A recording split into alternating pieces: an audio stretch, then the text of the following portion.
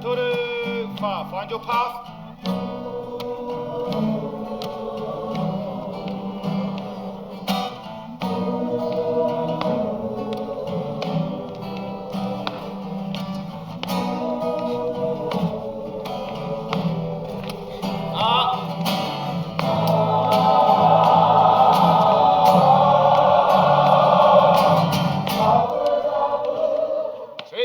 Two more times. Find your path, make sure it's clear. Tōmairangi, ko te whiriwhiringa tēnei mo te waipounamu, mō Waitaha. Tino waiata tēnei waiata, ngā wari, mā hora, he reo whakamoemiti atu anō hoki kei roto. And it was choice to have this kind of flavour in the mix. It's kind of like the black gospel flavour that was starting to come into Matatini choral sections as well. Tapu, tapu, split. All right, Whānau, we ready for a run? Yep. But this song in particular was, I think, an excellent choice for Te Waipounamu, celebrating Te Kotahitanga as well, because the song was performed by Te Kotahitanga, who picked up the trophy in 1977. Te Atua.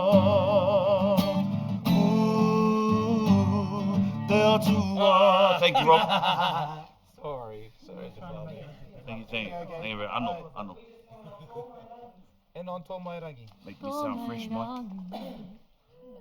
So lead all the way till we get to the oohs that are underneath Ricky's part. Okay. Brother Rick will do the solo after the choir part. Roger. Ko te ingoa i tapaina e taku māma ki ahau, ko Ricky Lee, tāpuni Mitai, tōku ingoa, no te whakatōhea, no ngā tihine ahau. Ko pōtiki mai tawhiti, te kapahaka matua, ko ia kia te kapahaka matua i whakatipuria e au. I timatahia te kapa o pōtiki mai tawhiti i te tau 94. Whitu taku pakeke, ono taku pakeke i taua wā. Ko te mauri o taua kapa i taua wā ko a mātou kaumātua. Nā hau i whakaawe.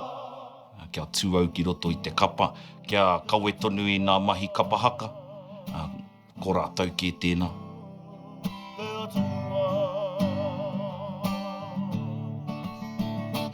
Rick is very grounded in his upbringing, and that is portrayed in the way that he delivers his singing as well. Because, there's a lot of us who are quite out there.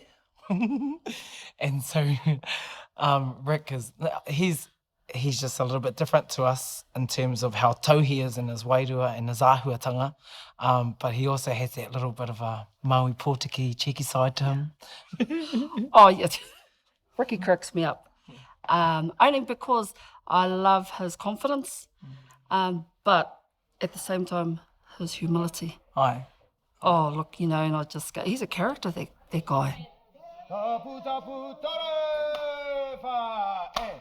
Tapu, tapu, tapu rawa, te kororia, ki a koe, te kai honga mea katoa, i te rangi, i te whenua. Oh, that's right, yeah. I think the impact that kapahaka has on our rangatahi is huge. Hey, a lot of kids now, especially from, where I'm from the coast, up the line, they live and breathe it. It's an everyday thing to them, Whereas I was brought up down south, I didn't have it around me that much. So it's like second nature, I guess, So it has a huge impact on our kids. When you do your bubbles exercise, the best thing to do is slightly bend over like that, drop your head and press your bubbles into your nose and go as if you're singing out your nose.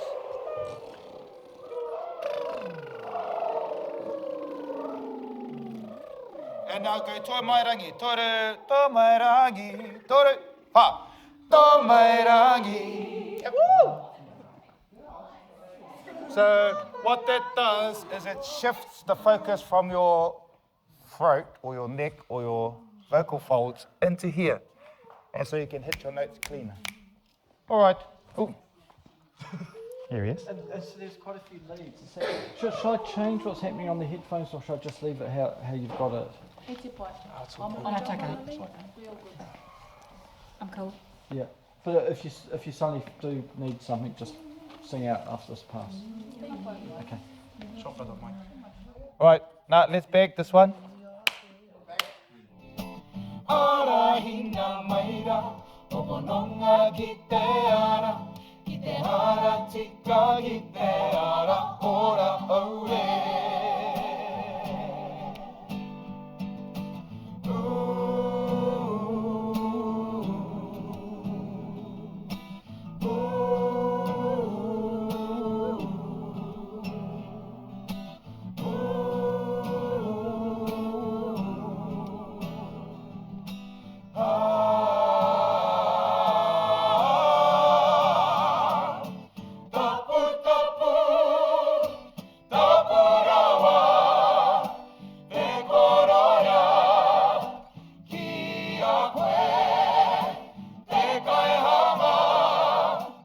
For me, the experience has been, I don't even know the words. It's been awesome. They're all like up here to me, looking up to them, and then to coming into here to being working with them, and not just being their cup of tea boy. Yeah, it's been great.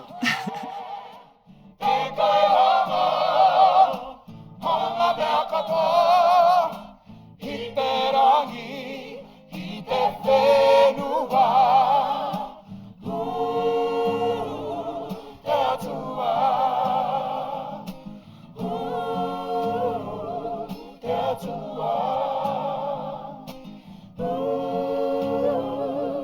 Atua.